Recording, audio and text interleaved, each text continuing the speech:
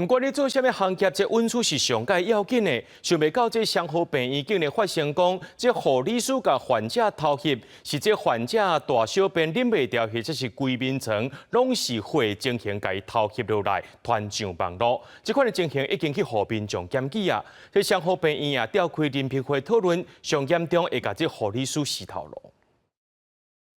病患倒伫眠床，身躯抑个医疗器材血一直流，这种经常互人打上网。顶外阁写真正的血流成河。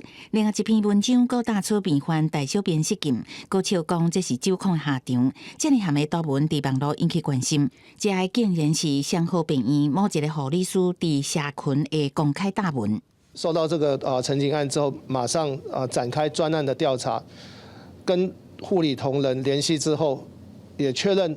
贴文是他本人，该同仁以为只要没有透露病人的一些病历资讯、样貌等等的一些，就不会有侵犯病人隐私跟权利。经过调查，原来大部分是一个病房护理师，伫病院任职超过3年，伫去年10月开始打出病患的影像，1年外的时间拢无互人发现，一直到今年8月，病院才有接到民众投诉调查。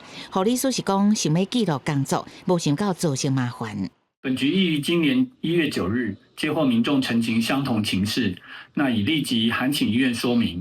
新北卫生局讲，护理师的行为可能触犯医疗法72条，持有病人病情也是健康资讯，袂使诬告泄露，违法的上当会当处25万以下罚款，甚至可能面临刑事责任。啊，个护理人员法第28条，因为业务知影也是持有别人的秘密，毋是依法袂使泄露，若做限期无改善，会有1年以下的停业处分。另外，护理师护士工会阁讲，伊已经违反职业伦理。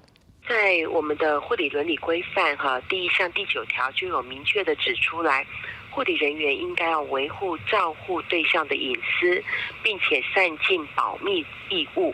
目前，双河病院紧急召开人评会讨论处罚，上紧明仔载会公布，相当可能面临开除。